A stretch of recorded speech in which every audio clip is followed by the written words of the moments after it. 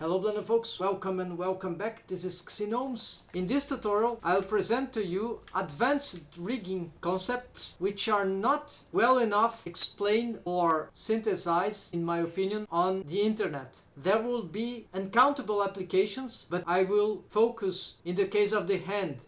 Let's assume we have modeled or sculpted the 3D character on a T-pose, just like that, so that the hand was made with stretched fingers, more or less like that. And if the model is already rigged, like it is here on my case, that for both mesh object and armature object, the rest position on edit mode is equivalent to the rest pose on pose mode. There's a slight tilt here, but it is more or less equivalent, right? You see the structure of the skeleton and the structure of the fingers, they are more or less exactly the same. So this is our starting condition from modeling and sculpting, right folks? Now let's say I isolate the index finger here and I'm going to pose the control rig in a way that we'll see how the deforms will operate here with the skinning algorithm. So you see how the artifacts occur as the bone, actually the deform bones, they reach sort of 90 degrees rotations. For each joint of the fingers, it is nightmarish, right?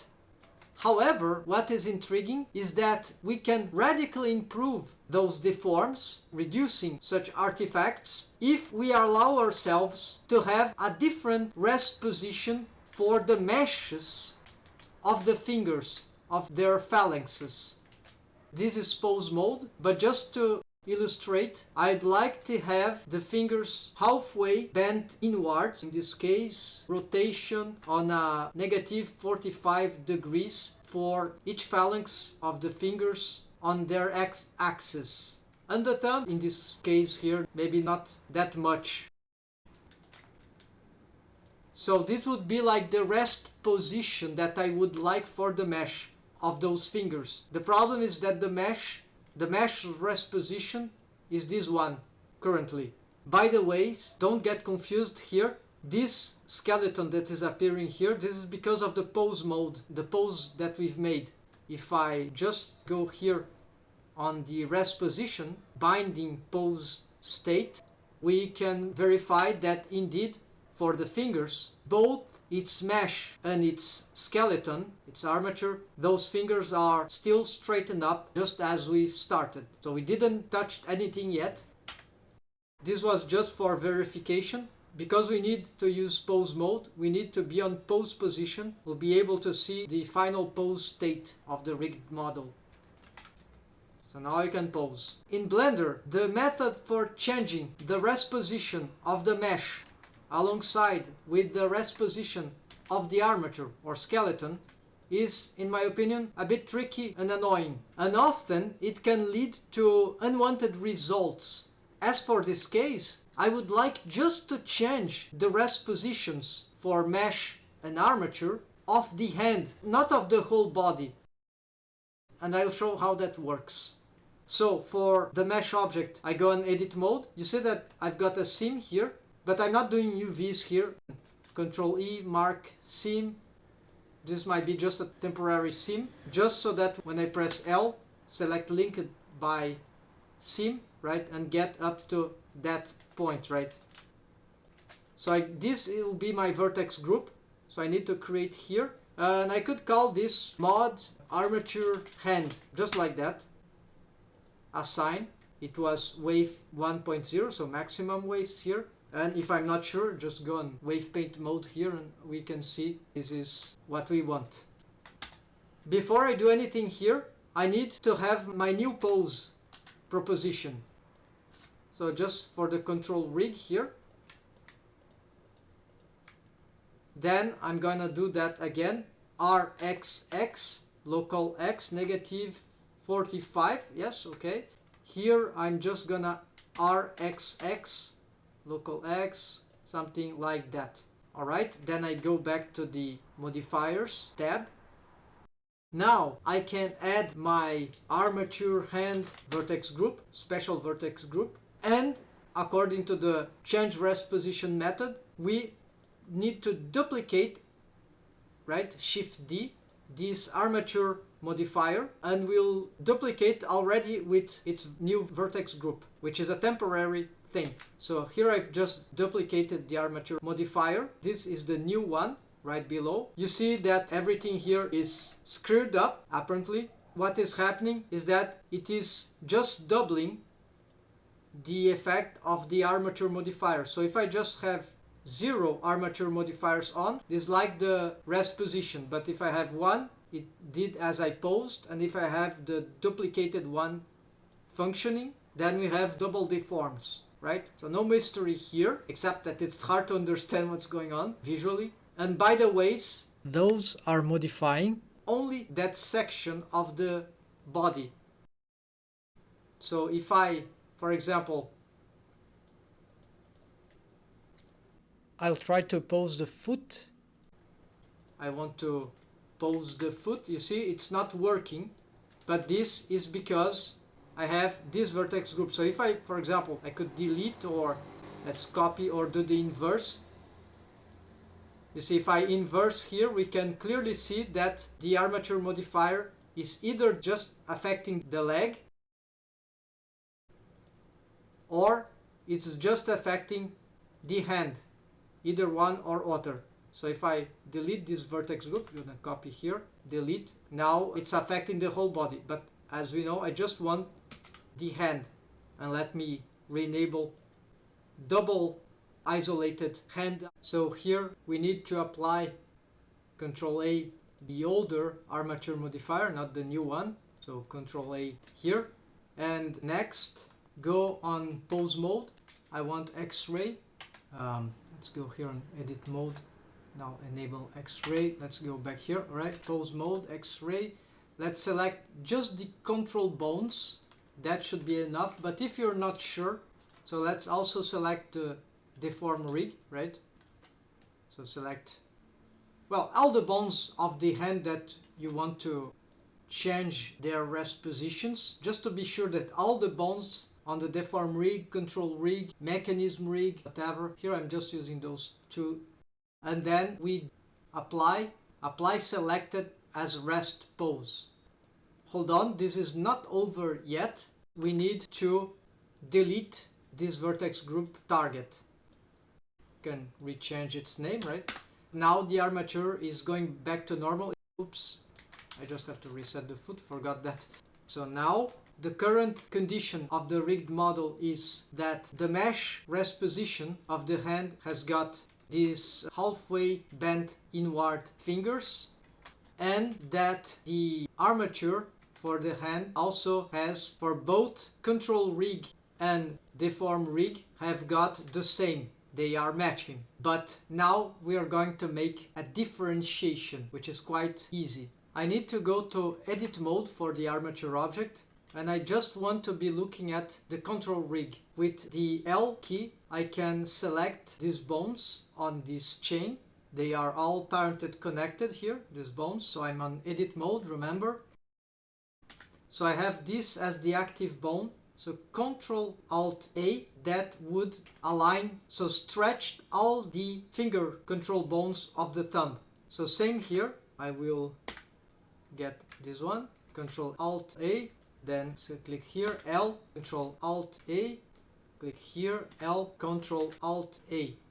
Now the control rig is not matching totally the Deform rig. This is the armature rest position on edit mode, but as we go on pose mode, because of the rig setup that I have here with bone parenting and bone constraints, the Deform rig immediately matches the control rig on rest pose. The current rest pose for me is this one. So if I reset these bones on pose mode, you see nothing changes. But in reality, the rest position for the mesh is this one, and this is the rest pose for the mesh. By making this differentiation between the control rig and the Deform rig, I'm giving an additional purpose to the deform rig, which is to make sure that the skinning algorithm, which in this case I'm using just linear blend skinning, has better deforms for the mesh as we pose the fingers in these high degrees of bending. But this, which would be a 90 degrees rotation for the control rig, it doesn't represent a 90 degrees rotations for the mesh fingers here, mesh phalanxes. And that will cause the skinning algorithm to not generate as much powerful artifacts on the joints regions. And if we compare, we can see that it is indeed slightly better, although at least on this joint we might have to do some additional thing. Of course, my concern is this volume loss here at the joint, so seeing the comparison, it really does some effect. And on the opposite direction, which doesn't need too much bending, there is a little more volume loss, but since this is not so important as this bending, this is why it's more advantageous for the fingers or phalanxes to have some sort of slightly bent inward rotations on their x-axis. Feel free to explore though, but I've just set negative 45 degrees rotations just because this halfway of 90 degrees, which is already a lot of rotations. So it is adequate that the deform rig is not offset from the mesh that it represents with wave painting, those deform bones in red, right? But it is important to explain that it is not the rest position of the deform bones that will improve or reduce the quality of the deforms. It is actually the rest position of the mesh itself.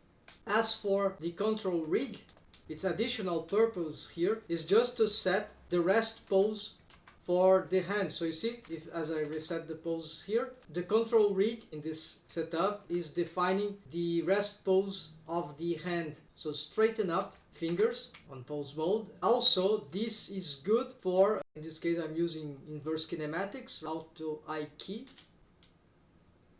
So I can have this already ready to bend on any of the two directions, you see, the phalanxes of all the fingers. So this is good for certain inverse kinematics setups, the stretched control rig.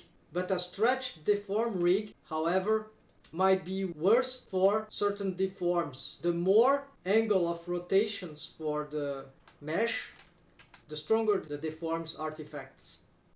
This is why exist those strategies of rigging the carrot instead of all straight. Bend the arm a little bit, maybe the fingers slightly bend, even the legs, the foot, whichever joint, the A pose and the T pose. It's all about a strategy to naturally improve the resulting quality of the skinning algorithm.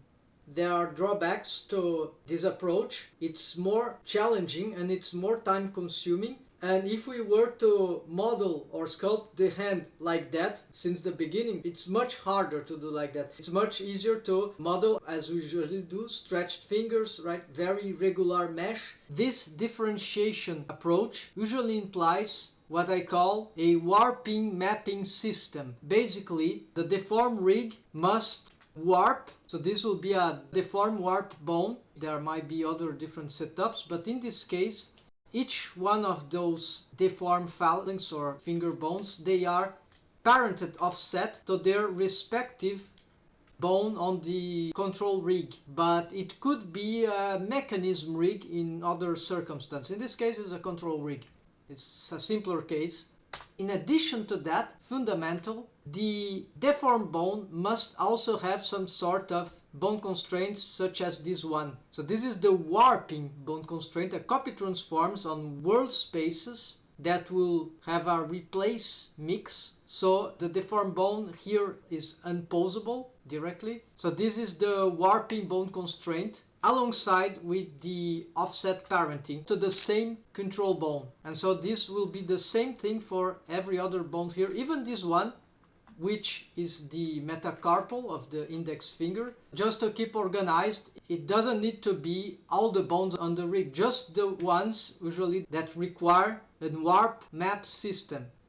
So these bones are control map bones. I expected a little better result here for the deforms. Maybe if we change the skinning algorithm here to dual quaternion skinning by checking enabling preserve volume, which is not so versatile for exporting rigged models, right, with wave painting, because not all CG softwares can handle dual quaternion skinning. But you see, this sort of helps regarding the volume loss. This could improve even more, at least for those fingers, but it will affect all the mesh, right? There might be a way to do this, yes. So like having this just for the fingers. Yeah, I don't know how to do this without some conflicting thing. Maybe it's not that hard, but I tried some time ago, I couldn't find it. So it will be experimental. If we don't need exporting, or if we know that we can use this outside and the results are better, or if we're just animating inside Blender, that can be really a time saver in organic rigging. But beware of compatibility. Rechanging the rest position from this condition might be a bit tricky because the rigs are differentiated. Yet we can still do this. For example, let's say I want to re-straighten all again. Let's go to the armature modifier. Let's isolate the hand mesh through its vertex group. Then Shift D. Then we apply the first one. And we go here. We select to make sure both rigs, control rig and deform rig, pose, apply, selected as rest pose. And so here, if I go check the mesh, we see it is straighten up fingers all again.